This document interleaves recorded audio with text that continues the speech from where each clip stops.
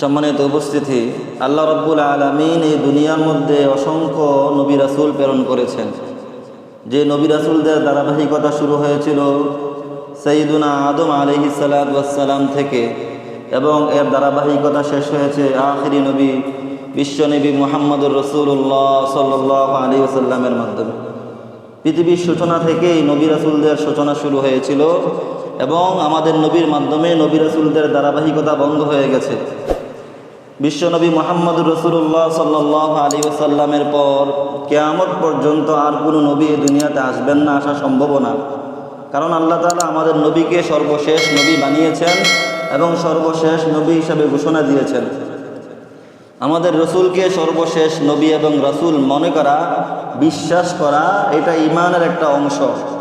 কোনো ব্যক্তি যদি বিশ্বনবী মুহাম্মদুর রাসূলুল্লাহ সাল্লাল্লাহু আলাইহি ওয়াসাল্লামকে সর্বশেষ নবী মনে না করে, তাহলে তার ঈমান থাকবে না, সে ঈমান থেকে বের হয়ে যাবে। এটা ঈমানের একটা অংশ। এজন্য বিশ্বনবী মুহাম্মদুর রাসূলুল্লাহ সাল্লাল্লাহু আলাইহি ওয়াসাল্লামকে সর্বশেষ নবী মনে করতে হবে। যারা মানে না তারা ঈমানদার না, এবং যারা নিজেরাই নিজেদেরকে নবী দাবি করে তারা তো কাফের।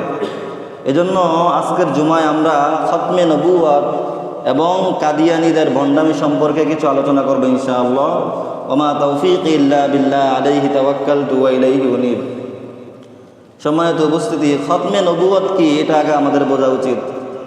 আল্লাহ নবী সাল্লাল্লাহু আলাইহি ওয়াসাল্লাম হাদিসে পাকের মধ্যে বলেন, ইন্নাহু সায়াকুনু ফি উম্মতি কাযযাবুনা সালাসুন কুল্লুহুম ইয়াজউমুনা আন্নাহুম নাবিয়্যুন ওয়া আনা খাতামুন নাবিয়্যিন লা নাবিয়্যা বা'দি।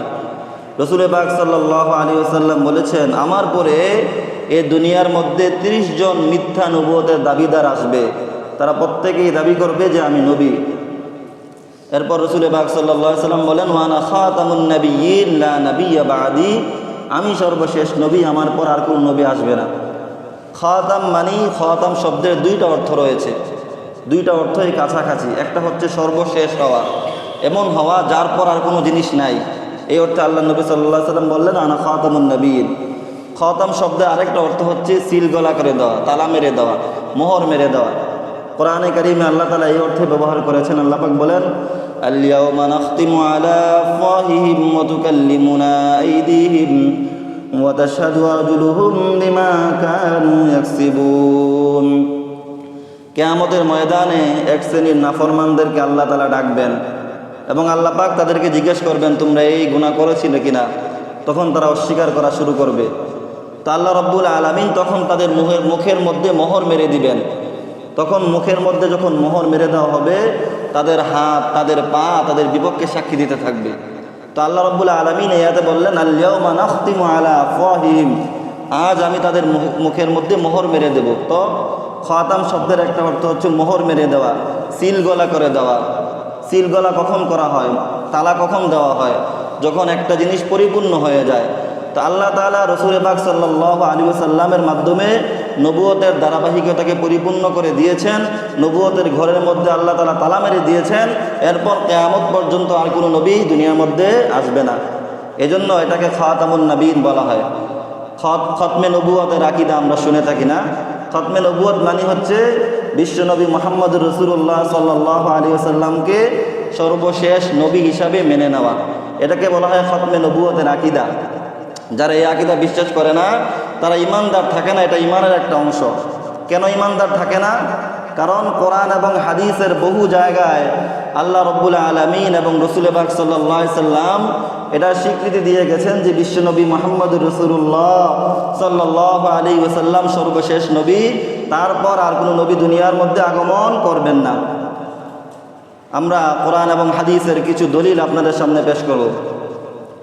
আল্লাহ রাব্বুল আলামিন সূরাতুল আহজাবের 40 নম্বর আয়াত আল্লাহ তাআলা ইরশাদ ফরমান, মা কানা মুহাম্মাদুন আবা আহাদিন মির রিজালিকুম ওয়ালাকিন রাসূলুল্লাহি ওয়া খাতামান নাবিয়্যিন ওয়া কানা আল্লাহু বিকুল্লি শাইইন আলীমা। আল্লাহ পাক বলেন, মা কানা মুহাম্মাদুন আবা আহাদিন মির রিজালিকুম, মুহাম্মদ সাল্লাল্লাহু আলাইহি ওয়াসাল্লাম তোমাদের কোনো প্রাপ্তবয়স্ক পুরুষের পিতা নন। ওয়ালাকিন রাসূলুল্লাহ, বরং তিনি আল্লাহর রাসূল। ওয়া খাতামান নাবিয়্যিন, এবং তিনি খাতামুন নবীন, সর্বশেষ নবী। ওয়া কানাল্লাহু বিকুল্লি শাইইন আলিমা, আল্লাহ তাআলা সর্ব বিষয়ে জ্ঞান রাখেন। বলেন না সুবহানাল্লাহ। এই আয়াতের মধ্যে মুফাসসিরিনে কেরাম বলেন এই আয়াতের তিনটা অংশ রয়েছে। একটা অংশ আল্লাহ তাআলা বললেন মা কানা মুহাম্মাদুন আবা আহাদিম মির রিজালিকুম, মুহাম্মদ সাল্লাল্লাহু আলাইহি ওয়াসাল্লাম তোমাদের কোনো প্রাপ্তবয়স্ক পুরুষের পিতা নন। দ্বিতীয়তে আল্লাহ তাআলা বললেন ওয়ালাকির রাসূলুল্লাহি ওয়া খাতামান নবিয়্যিন, বরং তিনি আল্লাহ তাআলার রাসূল এবং সর্বশেষ নবী। তৃতীয় অংশে আল্লাহ তাআলা বললেন ওয়া কানাল্লাহু বিকুল্লি শাইইন আলিমা, আল্লাহ তাআলা সর্ব বিষয়ে জ্ঞান রাখেন। তো প্রথম অংশ, দ্বিতীয় অংশ এবং তৃতীয় অংশ, এই আয়াতের তিনটা অংশের মাধ্যমেই রাসূলুল্লাহ সাল্লাল্লাহু আলাইহি ওয়াসাল্লামের খতমে নবুয়ত অর্থাৎ রাসূল সাল্লাল্লাহু আলাইহি ওয়াসাল্লাম যে সর্বশেষ নবী এটা প্রমাণিত হয়। কিভাবে? আল্লাহ তাআলা বললেন মা কানা মুহাম্মাদুন আবা আহাদিম মির রিজালিকুম, মুহাম্মদ সাল্লাল্লাহু আলাইহি ওয়াসাল্লাম তোমাদের কোনো প্রাপ্তবয়স্ক পুরুষের পিতা নন। প্রাপ্তবয়স্ক পুরুষ কেন বললেন? কারণ আল্লাহ নবী সাল্লাল্লাহু আলাইহি ওয়াসাল্লামের ছেলে সন্তান ছিল কিনা? ছিল। হযরত খাদিজা রাদিয়াল্লাহু তাআলা আনহা থেকে রাসূলুল্লাহ সাল্লাল্লাহু আলাইহি ওয়াসাল্লামের তিনজন পুত্র সন্তান ছিলেন, কাসেম, তাইয়্যিব, তাহের। এবং মারিয়া কিপ্তিয়া থেকে রাসূলুল্লাহ সাল্লাল্লাহু আলাইহি ওয়াসাল্লামের আরেকটা পুত্র জন্মগ্রহণ করেছেন। মোট আল্লাহ নবী সাল্লাল্লাহু আলাইহি ওয়াসাল্লামের সন্তান ছিল 4টা। কিন্তু আল্লাহ তাআলা রাসূল পাক সাল্লাল্লাহু আলাইহি ওয়াসাল্লামকে যতগুলো পুত্র সন্তান দিয়েছেন তাদের কাউকে বালেগ হওয়া পর্যন্ত জীবিত রাখেন নাই। প্রাপ্তবয়স্ক হওয়ার পূর্বে আল্লাহ তাআলা আল্লাহ নবী সাল্লাল্লাহু আলাইহি ওয়াসাল্লামের যে সমস্ত পুত্র সন্তান দিয়েছিলেন দুনিয়ার মধ্যে তাদেরকে ইন্তেকাল করে দিয়েছেন, দুনিয়া থেকে তাদেরকে বিদায় করে দিয়েছেন। কেন? কারণ স্বাভাবিকভাবে নবীর ছেলে নবী হওয়ার কথা, কিন্তু আল্লাহ রাব্বুল আলামিন আমাদের নবীর পর আর কোনো নবী দুনিয়াতে বাকি রাখবেন না। যদি রাসূলুল্লাহ সাল্লাল্লাহু আলাইহি ওয়াসাল্লামের সন্তানরা জীবিত থাকতো তাহলে এক শ্রেণীর ভণ্ড এবং তারা আল্লাহ তাআলা নবুয়তের ধারাবাহিকতা বন্ধ করে দেওয়ার পরও তারা দাবি করতো যে যেহেতু ওনারা রাসূলুল্লাহ সাল্লাল্লাহু আলাইহি ওয়াসাল্লামের সন্তান এই জন্য তারা নবী হবেন, এই দাবি তারা করতো। এই দাবির রাস্তা যেন চিরতর বন্ধ হয়ে যায়, এজন্য আল্লাহ তাআলা কোরআনে কারিমে বললেন মা কানা মুহাম্মাদুন আবা আহাদিম মির রিজালিকুম, মুহাম্মদ সাল্লাল্লাহু আলাইহি ওয়াসাল্লাম তোমাদের মধ্যকার প্রাপ্তবয়স্ক কোনো পুরুষের পিতা নন। অর্থাৎ তার যে সমস্ত সন্তানাদি এসেছে আল্লাহ তাআলা তাদেরকে প্রাপ্তবয়স্ক হওয়ার পূর্বে দুনিয়া থেকে বিদায় করে দিয়েছেন। পাশাপাশি এই আয়াতের প্রথম অংশ থেকে আল্লাহ তাআলা এটাও প্রমাণিত করে দিয়েছেন আল্লাহ রাসূল সাল্লাল্লাহু আলাইহি ওয়াসাল্লামের একটা পালক পুত্র ছিল যায়েদ। তো যায়েদ রাদিয়াল্লাহু তাআলা আনহু যখন তার স্ত্রীকে তালাক দেয় তখন কথা হচ্ছিল যে তার স্ত্রীকে আল্লাহ নবী সাল্লাল্লাহু আলাইহি ওয়াসাল্লাম বিবাহ করবেন। কিন্তু তখনকার সমাজের মধ্যে একটা গুঞ্জন সৃষ্টি হয়ে গেল যে সন্তানের স্ত্রীকে কিভাবে বাবা বিবাহ করে। আল্লাহ তাআলা বলে দিলেন মা কানা মুহাম্মাদুন আবা আহাদিম মির রিজালিকুম, তোমাদের মধ্যকার প্রাপ্তবয়স্ক কোনো পুরুষের পিতা মুহাম্মদ সাল্লাল্লাহু আলাইহি ওয়াসাল্লাম না। এর মানে হচ্ছে পালক পুত্র আপন পুত্রের ন্যায় না, সুতরাং তার স্ত্রীকে সে যদি তালাক দেয় তাহলে তাকে বিবাহ করা যাবে। যাই হোক, এই আয়াতের প্রথম অংশের মাধ্যমে আমরা বুঝতে পারলাম যে রাসূলুল্লাহ সাল্লাল্লাহু আলাইহি ওয়াসাল্লাম সর্বশেষ নবী। এজন্য আল্লাহ রাব্বুল আলামিন রাসূল পাক সাল্লাল্লাহু আলাইহি ওয়াসাল্লামের কোনো সন্তান দুনিয়ার মধ্যে বাঁচিয়ে রাখেন নাই। যাদেরকে আল্লাহ তাআলা পাঠিয়েছেন তাদেরকে প্রাপ্তবয়স্ক হওয়ার পূর্বে দুনিয়া থেকে আল্লাহ তাআলা নিয়ে গেছেন। এই আয়াতের দ্বিতীয় অংশে আল্লাহ তাআলা বলেন ওয়ালাকির রাসূলুল্লাহি ওয়া খাতামান নবিয়্যিন, মুহাম্মদ সাল্লাল্লাহু আলাইহি ওয়াসাল্লাম আল্লাহ তাআলার রাসূল এবং খাতামুন নবিয়্যিন, সর্বশেষ নবী। তাহলে এই আয়াতের দ্বিতীয় অংশের মাধ্যমে আমরা বুঝতে পারলাম আল্লাহ নবী সাল্লাল্লাহু আলাইহি ওয়াসাল্লাম সর্বশেষ নবী, তারপর আর কোনো নবী আসবেন না। এই আয়াতের শেষ অংশে আল্লাহ তাআলা বলেন ওয়া কানাল্লাহু বিকুল্লি শাইইন আলিমা, আল্লাহ তাআলা সর্ব বিষয়ে জ্ঞান রাখেন। এর মানে হচ্ছে আল্লাহ তাআলা জানেন যে রাসূলুল্লাহ সাল্লাল্লাহু আলাইহি ওয়াসাল্লাম দুনিয়া থেকে বিদায় নেওয়ার পরেও একদল আসবে মিথ্যাবাদী দাজ্জাল কাজ্জাব, যারা নবুয়তের দাবি করবেন। এটা আল্লাহ রাব্বুল আলামিন ভালো করেই জানেন। এজন্য আল্লাহ তাআলা বলেন ওয়া কানাল্লাহু বিকুল্লি শাইইন আলিমা। তাহলে এই আয়াতের মাধ্যমে আমরা বুঝতে পারলাম আল্লাহ নবী সাল্লাল্লাহু আলাইহি ওয়াসাল্লাম সর্বশেষ নবী, তারপর আর কোনো নবী দুনিয়ার মধ্যে আসবেন না।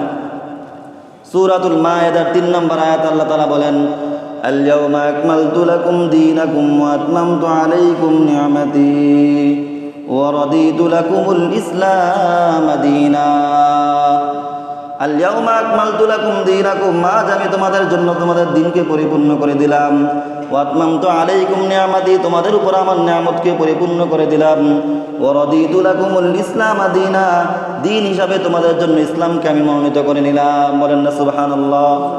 তাহলে এই আয়াতের মধ্যে আল্লাহ তাআলা বললেন আল ইয়াউমা আকমালতু লাকুম দীনাকুম, আজ আমি তোমাদের জন্য তোমাদের দিনকে পরিপূর্ণ করে দিলাম।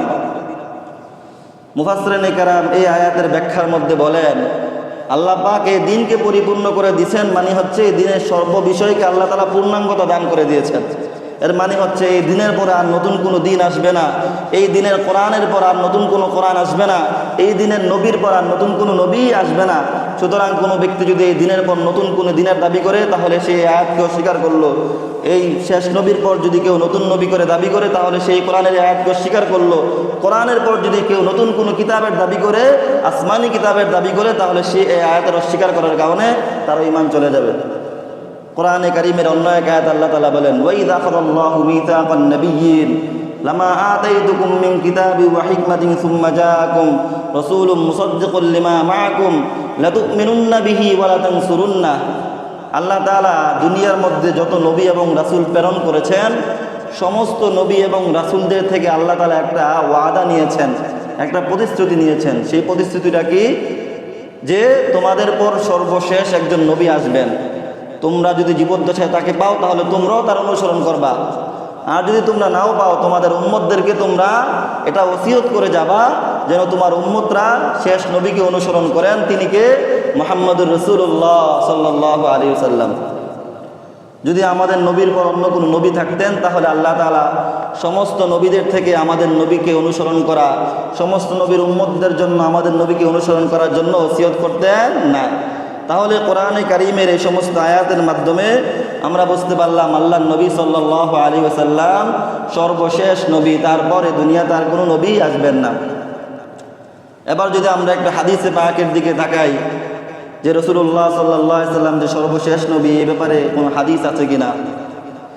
আল্লাহর নবী সাল্লাল্লাহু আলাইহি ওয়াসাল্লাম হাদিসে পাকের মধ্যে ইরশাদ ফরমান ইন্না মাসালি ওয়া মাসালুল আমবিয়াই মিন ক্বাবলি কামাসালি রাজুলিন বানা বাইতান ফাআহসানাহু ওয়া আজমালাহু ইল্লা মাওদিআ লাবিনাতিন ফি যাওয়াতিন ফাজাআলা الناس يطوفونه ويعجبونه ويقولون هلا أُدِيَتِ اللبنة فقال النبي صلى الله عليه وسلم وأنا هذه اللبنة।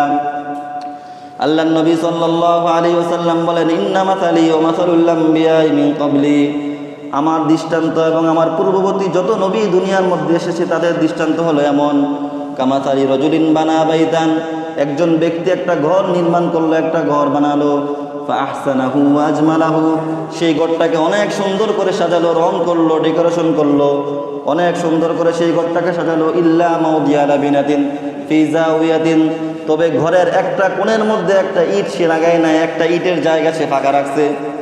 একটা ঘর এক ব্যক্তি নির্মাণ করলো, অনেক সুন্দর করে নির্মাণ করলো, রং টং করলো, যা কিছু করার খুব সুন্দর করে নির্মাণ করলো, কিন্তু ঘরের এক কোণে একটা ইটের জায়গা ফাঁকা রাখলো, সেই জায়গায় ইটটা বসায় নাই। তো এখন ফাজাআলান নাসু ইয়াতুফুনাহু ওয়া ইয়াজাবুনাহু, আল্লাহর নবী সাল্লাল্লাহু আলাইহি ওয়াসাল্লাম বলেন এখন মানুষ এসে ওই ঘরটাকে দেখতেছে, চতুর্দিক থেকে ঘুরে ঘুরে দেখতেছে যে ঘরটা তো অনেক সুন্দর, দেখে মুগ্ধ হচ্ছে, কিন্তু সকলেই একটা প্রশ্ন করতেছে হাল্লা উদিয়াতিল মাউদিয়া লাবিনাতু, হায় ওই ইটটা কেন লাগানো হলো না? ইটটা লাগিয়ে ফেললে তো ঘরটা পরিপূর্ণ সুন্দর হয়ে যেত। আল্লাহর নবী সাল্লাল্লাহু আলাইহি ওয়াসাল্লাম বললেন ফানা হাযিহিল লাবিনা, শুনে রাখো আমি হচ্ছি সেই লাবিনা, আমি হচ্ছি সেই ইট, অর্থাৎ নবুয়তের ঘরটাকে আল্লাহ তাআলা আমার মাধ্যমে পরিপূর্ণ করে দিয়েছেন। আমার পর আর নবুয়তের কোনো ধারাবাহিকতা জমিনের মধ্যে বাকি থাকবেন না। বলেন না সুবহানাল্লাহ। তাহলে আল্লাহ তাআলা রাসূল পাক সাল্লাল্লাহু আলাইহি ওয়াসাল্লামের মাধ্যমে এই নবুয়তের ঘরকে বন্ধ করে দিয়েছেন, নবুয়তের ধারাবাহিকতাকে আল্লাহ তাআলা বন্ধ করে দিয়েছেন। এক হাদিসের মধ্যে আল্লাহর নবী সাল্লাল্লাহু আলাইহি ওয়াসাল্লাম বলেন লি খামসাতু আসমাইন, আমার 5টা নাম রয়েছে। কয়টা নাম? 5টা নাম রয়েছে। এক নম্বরে আল্লাহর নবী সাল্লাল্লাহু আলাইহি ওয়াসাল্লাম বলেন আনা মুহাম্মদ, রাসূলুল্লাহ সাল্লাল্লাহু আলাইহি ওয়াসাল্লামের একটা নাম কি? মুহাম্মদ সাল্লাল্লাহু আলাইহি ওয়াসাল্লাম। এরপর আল্লাহর নবী সাল্লাল্লাহু আলাইহি ওয়াসাল্লাম বলেন ওয়া আনা আহমদ, আমার আরেকটা নাম হচ্ছে আহমদ। 3 নম্বরে আল্লাহর নবী সাল্লাল্লাহু আলাইহি ওয়াসাল্লাম বলেন ওয়া আনাল মাহি আল্লাযী ইয়ামহুল্লাহু বিহিল কুফরা, আমার নাম হচ্ছে মাহি অর্থাৎ মোচনকারী, যার মাধ্যমে আল্লাহ তাআলা কুফরকে মুছে দেন। 4 নম্বরে আল্লাহ নবী সাল্লাল্লাহু আলাইহি ওয়াসাল্লাম বলেন ওয়া আনাল হাশির আল্লাযী ইহশারুন নাসু আলা কদামি, আমার নাম হচ্ছে হাশির, যে আমার কাছে আল্লাহ তাআলা কিয়ামতের ময়দানে মানুষকে জড়ো করে দিবেন। 5 নম্বরে আল্লাহ নবী সাল্লাল্লাহু আলাইহি ওয়াসাল্লাম বলেন ওয়া আনাল আকিব ওয়াল আকিব আল্লাযী লাইসা বা'দাহু নাবিয়্যুন, আমার নাম হচ্ছে আকিব। আকিব বলা হয় ওই ব্যক্তিকে যার পর আর কোনো নবী আসে না, যাকে শেষ নবী হিসেবে ঘোষণা করা হয়। হযরত ওমর ফারুক রাদিয়াল্লাহু তাআলা আনহু একবার আল্লাহর নবী সাল্লাল্লাহু আলাইহি ওয়াসাল্লামের কাছে আসলেন, এসে বললেন ইয়া রাসূলুল্লাহ, আমরা ইহুদিদের থেকে অনেক কথাবার্তা শুনি, অনেক কিছু শুনি যেগুলো আমাদের ভালো লাগে, তো আমরা কি সেই সমস্ত কথাবার্তাগুলো, সেই সমস্ত জিনিসগুলো লিখে রাখবো যাতে আমাদের পরবর্তীতে কাজে আসে? আল্লাহর নবী সাল্লাল্লাহু আলাইহি ওয়াসাল্লাম বললেন, ওমর, তুমি কি মুশরিকদের মতো দ্বিধাগ্রস্ত হয়ে গেছো নাকি? তোমার অন্তরে কি ইসলাম সম্পর্কে দ্বিধা সংশয় চলে আসছে নাকি? মনে রাখবা, যদি হযরত মূসা আলাইহিস সালাতু ওয়াস সালাম সহ অন্য কোনো নবীও এখন এই দুনিয়ার মধ্যে আসে, তাহলে তাদেরও একটাই মুক্তির পথ, সেটা হচ্ছে মুহাম্মদ সাল্লাল্লাহু আলাইহি ওয়াসাল্লাম এবং তার দ্বীন ইসলামকে অনুসরণ করতে হবে। তারাও যদি এসে মুহাম্মদ সাল্লাল্লাহু আলাইহি ওয়াসাল্লামকে অনুসরণ না করে, ইসলামকে না মানে, তাহলে তাদেরও মুক্তির পথ নেই। আমরা জানি হযরত ঈসা আলাইহিস সালাতু ওয়াস সালামকে আল্লাহ তাআলা উঠিয়ে নিয়ে গিয়েছেন আসমানের মধ্যে। কিয়ামতের পূর্বে ঈসা আলাইহিস সালাতু ওয়াস সালাম নবী ছিলেন না? আমাদের পূর্বের নবীর নাম কি? হযরত ঈসা আলাইহিস সালাতু ওয়াস সালাম। তো কিয়ামতের পূর্বে হযরত ঈসা আলাইহিস সালাতু ওয়াস সালাম এই দুনিয়ার মধ্যে আগমন করবেন, তবে কি হিসাবে? নবী হিসাবে? না, নবী হিসাবে না, বিশ্বনবী মুহাম্মদুর রাসূলুল্লাহ সাল্লাল্লাহু আলাইহি ওয়াসাল্লামের উম্মত হিসাবে এই দুনিয়ার মধ্যে আগমন করবেন। এই জন্য আল্লাহর নবী সাল্লাল্লাহু আলাইহি ওয়াসাল্লাম বলেছেন, কিয়ামত পর্যন্ত যদি কোনো নবী আসেও, তাহলে সে নবী হিসাবে আসবে না, বরং সে আমার উম্মত হিসাবে আসতে হবে, আমার দ্বীন ধর্ম ইসলামকে মানতে হবে, আমার কোরআনকে মানতে হবে, তাহলেই সে একমাত্র মুক্তির পথ পাবে। আর যদি সে আমাকে না মানে, ইসলামকে না মানে, তাহলেও তার জান্নাতে যাওয়ার কোনো পথ নেই। তাহলে এই সমস্ত হাদিসগুলোর মাধ্যমে আমরা কি বুঝতে পারলাম? যে আল্লাহর নবী সাল্লাল্লাহু আলাইহি ওয়াসাল্লাম সর্বশেষ নবী, নাকি রসুলের পর আর কোনো নবী আছেন? রসুলের পর আর কোনো নবী আছেন? নবীর পর আর কোনো নবী নেই। আল্লাহর নবী সাল্লাল্লাহু আলাইহি ওয়াসাল্লাম বলে গেছেন যে আনা খাতামুন নবীন, আমার পর আর কোনো নবী নাই, আমি সর্বশেষ নবী। তবে আল্লাহর নবী সাল্লাল্লাহু আলাইহি ওয়াসাল্লাম বলে গেছেন, ইন্নাহু লা তাকুমুস সাআহ হাত্তা তালতাহিক কাবাইলুম মিন উম্মতি বিল মুশরিকিন। আল্লাহর নবী সাল্লাল্লাহু আলাইহি ওয়াসাল্লাম বলেন, কিয়ামত ততক্ষণ পর্যন্ত সংগঠিত হবে না যতক্ষণ পর্যন্ত আমার উম্মতের একটা দল মুশরিকদের সাথে মিলিত না হবে।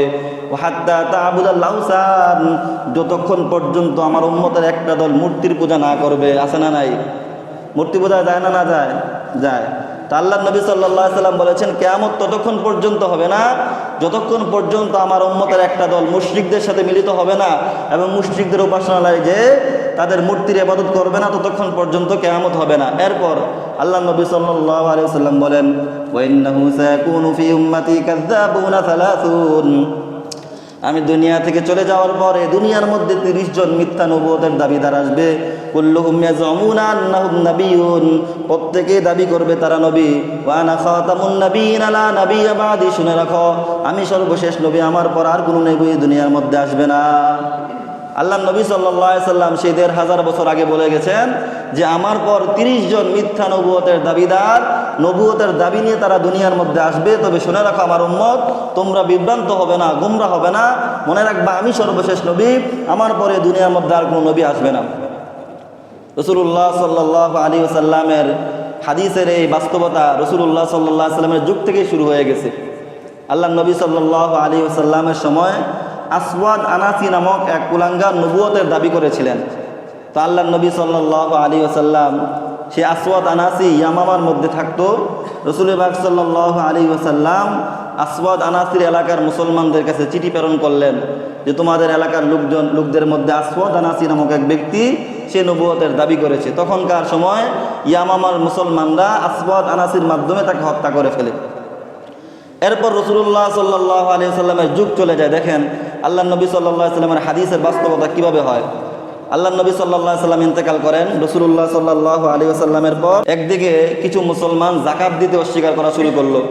রাসূলুল্লাহ সাল্লাল্লাহু আলাইহি ওয়াসাল্লাম ইন্তেকাল করেছেন। এই অবস্থায় কে খলিফা হবে সবাই মিলে হযরত আবু বকর সিদ্দিক রাদিয়াল্লাহু তাআলা আনহুকে খলিফা নির্বাচন করলেন। তো আবু বকর সিদ্দিক রাদিয়াল্লাহু তাআলা আনহু যখন খলিফা হলেন তখন অনেক সমস্যা দেখা দেওয়া শুরু করলো ইসলামী রাষ্ট্রগুলোর মধ্যে। কেউ কেউ তো যাকাত দিতে অস্বীকার করলো, আবার কেউ কেউ যারা নতুন মুসলমান হয়েছিল তারা আবার মুশরিক হতে শুরু করলো।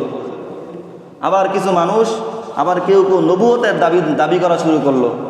এই অবস্থায় হজরতে উমরে ফারুক রাদিয়াল্লাহু তাআলা আনহু বললেন, ওগো আল্লাহর নবীর প্রিয় খলিফা হযরত আবু বকর সিদ্দিক রাদিয়াল্লাহু তাআলা আনহু, যারা যাকাত দিতে অস্বীকার করে আপাতত আপনি তাদেরকে ছেড়ে দেন। আবু বকর সিদ্দিক রাদিয়াল্লাহু তাআলা আনহু বললেন, না, আল্লাহর কসম, যারা রাসূল পাক সাল্লাল্লাহু আলাইহি ওয়াসাল্লামের সময় একটা উটের রশিও যাকাত দিত, তারা যদি সেটা দিতেও অস্বীকার করে তাহলে আমি আবু বকর সিদ্দিক তাদের বিরুদ্ধে জিহাদের ঘোষণা করলাম। ইসলামের জন্য তারা কতটা শক্ত ছিল আবু বকর সিদ্দিক রাদিয়াল্লাহু তাআলা আনহু। তো সেই আবু বকর সিদ্দিক রাদিয়াল্লাহু তাআলা আনহুর সময় একজন ব্যক্তি মুসাইলামাতুল কাজ্জাব নামক এক ব্যক্তি নবুয়তের দাবি করেছিলেন। সে বলেছিল আমি নবী, এবং তখনকার সময় মুসলমান যারা ছিল, দুর্বল মুসলমান যারা ছিল, তাদেরকে বিভিন্নভাবে তারা সে বিভ্রান্ত করতে লাগলো। মুসাইলামাতুল কাজ্জাবের বিরুদ্ধে জিহাদের ঘোষণা করলেন এবং বড় বড় সাহাবায়ে কেরাম খালিদ বিন ওয়ালিদ রাদিয়াল্লাহু তাআলা আনহু, ওয়াহশী রাদিয়াল্লাহু তাআলা আনহু সহ ইকরিমা রাদিয়াল্লাহু তাআলা আনহুর নেতৃত্বে মুসলমানদের একটা কাফেলা মুসাইলামাতুল কাজ্জাবের বিরুদ্ধে যুদ্ধ জিহাদ করার জন্য পাঠাইলেন ইয়ামানের মধ্যে।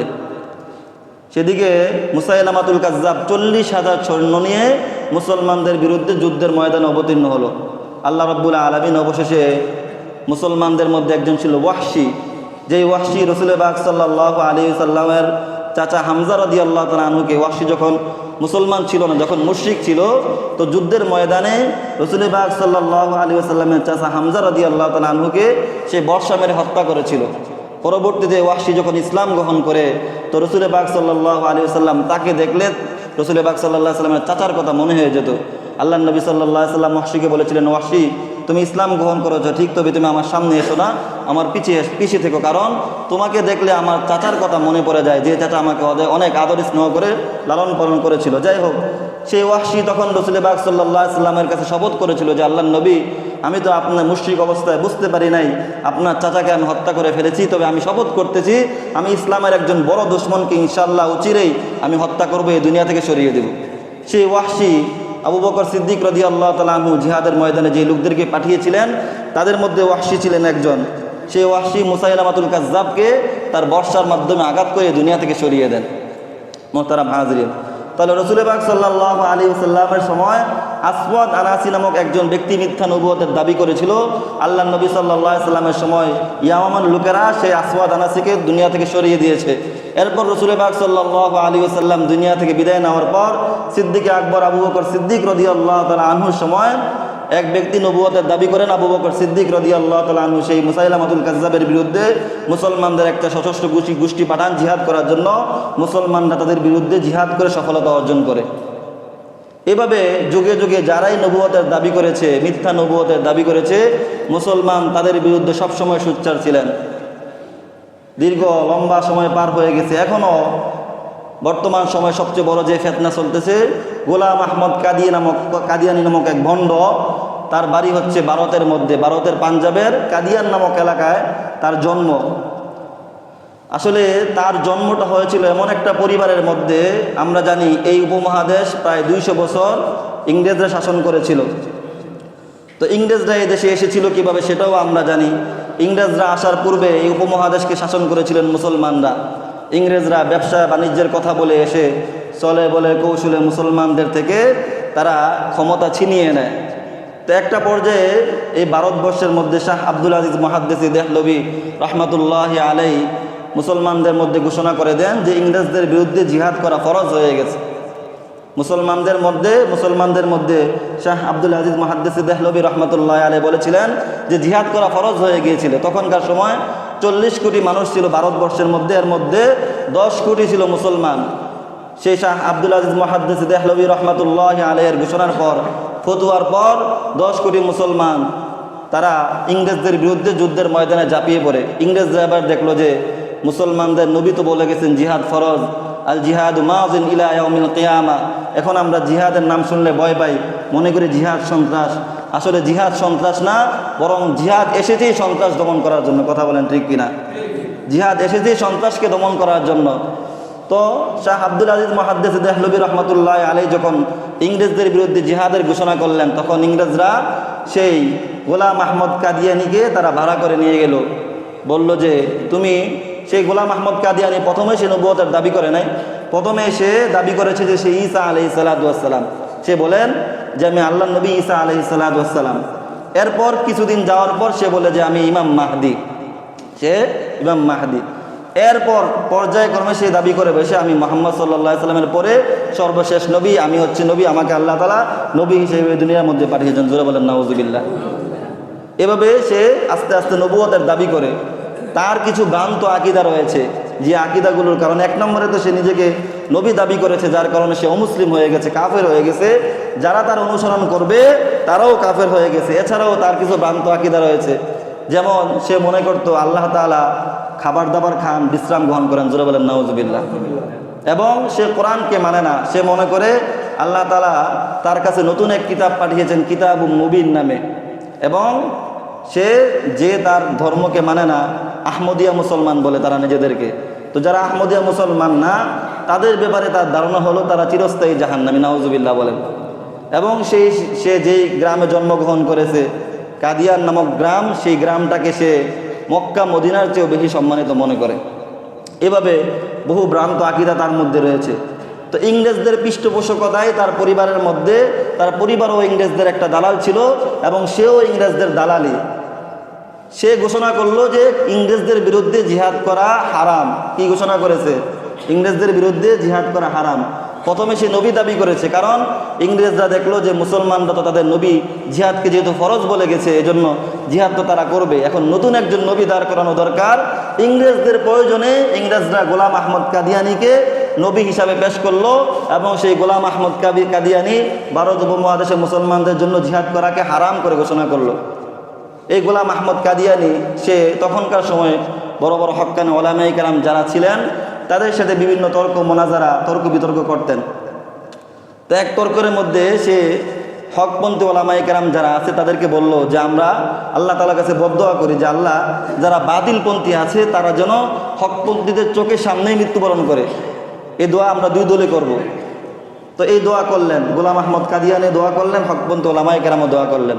আল্লাহ পাকের কি কুদরত, হকপন্থী ওলামায়ে কেরামের চোখের সামনেই সেই গোলাম আহমদ কাদিয়ানির মৃত্যু হয়েছিল। এবং তার মৃত্যুটা কি কঠিনভাবে হয়েছিল, কি নিকৃষ্টভাবে হয়েছিল, শুনলে আশ্চর্য হয়ে যাবেন। সে যে গ্রামে থাকতো, কাদিয়ান নামক গ্রাম, সে বলেছিল আমি নবী, এবং আমি যতদিন এই কাদিয়ান নামক গ্রামের মধ্যে থাকবো ততদিন এই গ্রামের মধ্যে কোনো মহামারী আসবে না।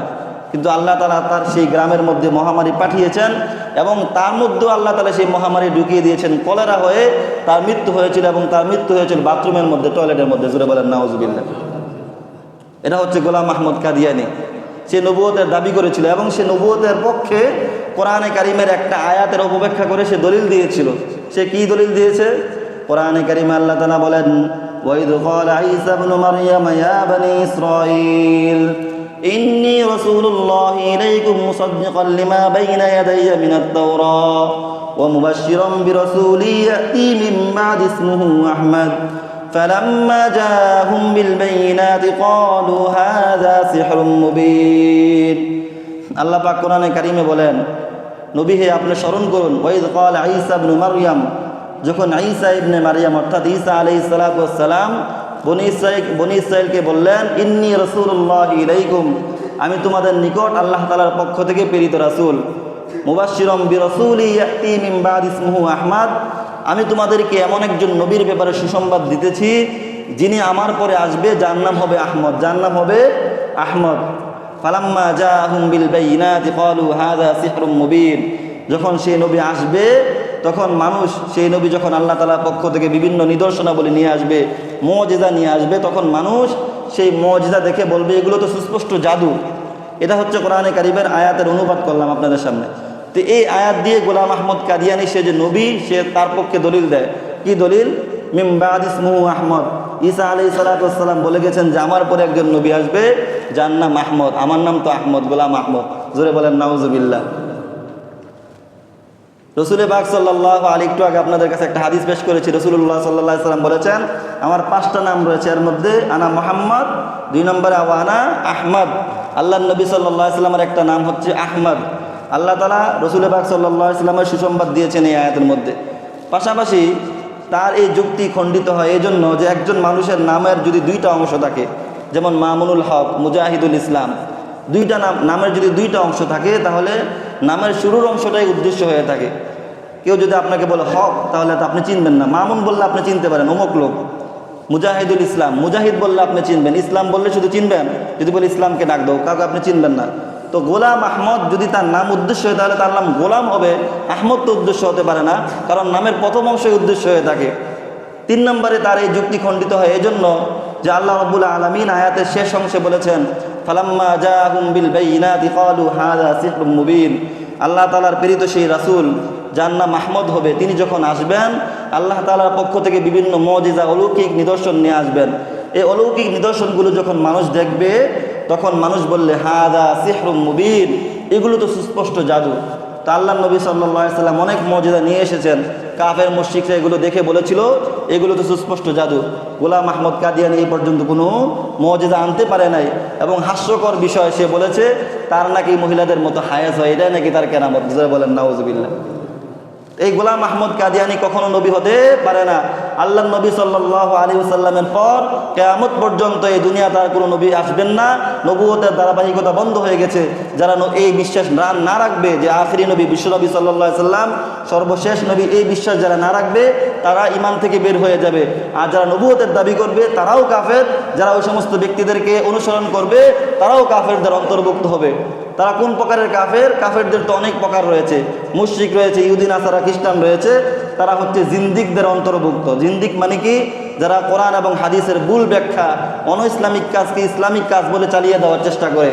জিন্দিকদের ব্যাপারে ওলামায়ে কেরাম এবং আইম্মে মুজতাহিদিন যারা আছে তাদের 2টা মত রয়েছে। যারা জিন্দিক অর্থাৎ এই কাদিয়ানীদের মধ্যে যারা জিন্দিক, তাদের ব্যাপারে ইমাম মালিক রহমতুল্লাহ আলাইহি সহ কিছু ওলামায়ে কেরাম বলেছেন তাদেরকে হত্যা করে ফেলা হবে। অর্থাৎ তারা তাওবা করলেও তাওবা কবুল করা হবে না। যেমন কোনো ব্যক্তি যদি জিনা করে, বিবাহিত ব্যক্তি, তাকে যেমন তার শাস্তি থেকে রহিত করা হবে না তাওবার কারণে, তাওবা আল্লাহ তাআলা কবুল করতে পারেন পরের হিসাব, কিন্তু দুনিয়াতে তার শাস্তি রহিত হবে না। ঠিক তেমনিভাবে কোনো ব্যক্তি যদি জিন্দিক হয় তাহলেও তাকে দুনিয়ার মধ্যে রাষ্ট্রীয়ভাবে তাকে হত্যা করে ফেলতে হবে।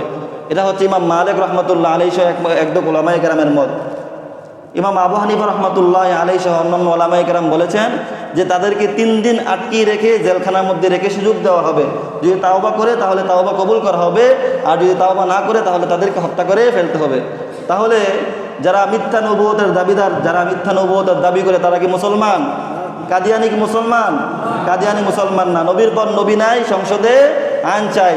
কাদিয়ানীরা হচ্ছে কাফের। তাদেরকে যারা কাফের মনে করবে না তারাও কাফের, কারণ কোরআন এবং হাদিসের বহু আয়াত থেকে আপনাদেরকে দেখালাম যে আল্লাহ এবং রাসূল পাক সাল্লাল্লাহু আলাইহি সাল্লাম বলেছেন যে আল্লাহর নবী বিশ্বনবী মুহাম্মদুর রাসূলুল্লাহ সাল্লাল্লাহু আলাইহি সাল্লাম সর্বশেষ নবী, তারপর আর কোনো নবী আসবেন না। যারা নবুয়তের দাবি করবে তারাই কাফের হবে। মুহতারাম হাজিরিন, আগামীকাল রোজ শনিবার 15 নভেম্বর সোহরাওয়ার্দী উদ্যানে ইনশাআল্লাহ খতমে নবুয়তের বিষয়ে মহাসম্মেলন হবে।